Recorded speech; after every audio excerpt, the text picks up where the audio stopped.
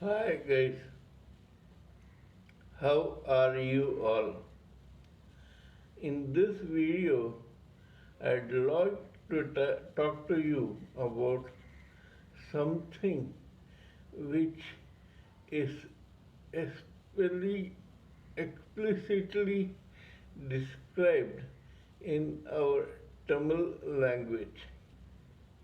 It is கற்றது கை மண் அளவு கற்றாதது உலக அளவு. That means that anyone who calls himself a scholar should remember that what he or she has learned is only a handful of mud. What he or she has not learned yet is a quantity which is equal to this world. That means that the total mud in this world is what we have not learned, and only a handful of that mud is something that even the most erudite scholar can say that he or she has learned.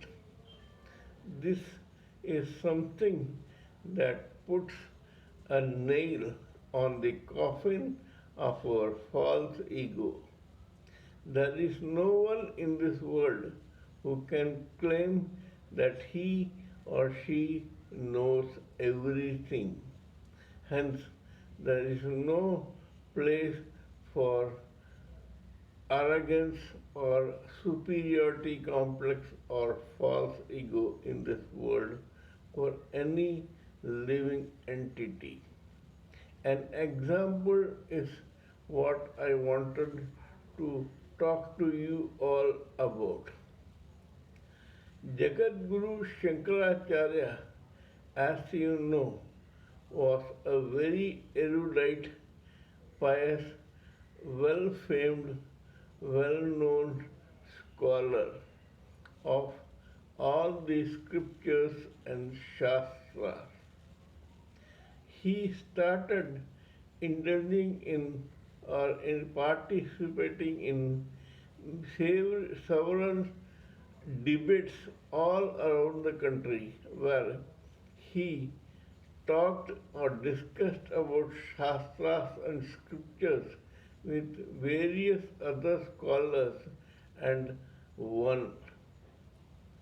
One day, Lord Shankaracharya came to know that there was a scholar in India whose name was none other than Mandan Mishra. He was told that Mandan Mishra and his own wife were very erudite, highly placed and respectable scholars in Hindu scriptures. Acharya Shankaracharya was asked to have a debate with Mandan Mishra. He went there and had a debate with Mandan Mishra. There was a long discussion, and the scholar Mandan Mishra lost to Shankaracharya. He then told him, "Okay, I won't say that you are the best scholar in the world, still you compete with my wife." Shankaracharya agreed, and he went and talked to that woman. That woman said, "Do you think that you know everything?" Shankaracharya said, "Yes, I am well versed in all scriptures." Then she said, "What do you know about cohabitation, sex, and conjugal love between husband and wife?" Shankaracharya was flabbergasted. He was a bachelor who had never had sex with the opposite sex all his life. He put down his arms and said, "Yes, I surrender. I don't know anything about it, but if you are kind enough to give me 6 months, then I will go learn about this, come back and talk to you." This woman laughed. "Why did you come here for a debate when you did not know anything?" Shankaracharya told her, "See, I will die right now. I'll keep my body in your place. My soul will go out, learn whatever there is to learn about sex and cohabitation, and then I will come back into this body and then we can have a debate. Let us see who wins." This woman and Mandan Mishra agreed. Jagadguru Shankaracharya died there, and then his soul left his body and he went roaming around in the world. Mandan Mishra placed Shankaracharya's body in a particular place, in a corner of their house. The soul travelled to Kashmir, where the Kashmir king had just then died.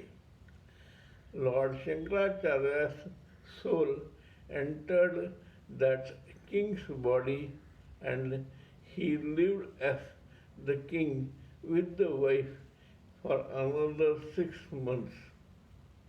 In that process, he had hand in a first-hand experience of cohabitation.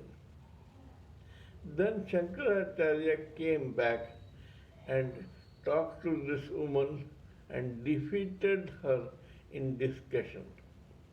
But Mandan Mishra was already quite angry, insulted, and jealous of Lord Shankaracharya. He developed a disease called Bhagandar in the dead body of Shankaracharya while Shankaracharya was absent.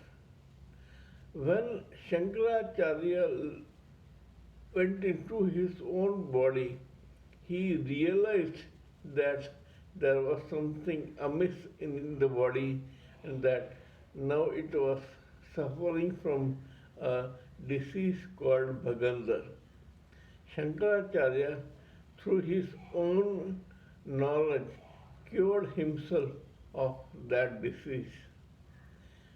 But by then, Mandan Mishra knew that Shankaracharya knows who has done it. He got very insulted, ashamed, and contrite about his own doing to Shankaracharya's body. He was ashamed that he had stooped down to this level. Hence, Mangal Mishra went to one corner, covered him with hay, and set afire that particular hay amount of hay hill.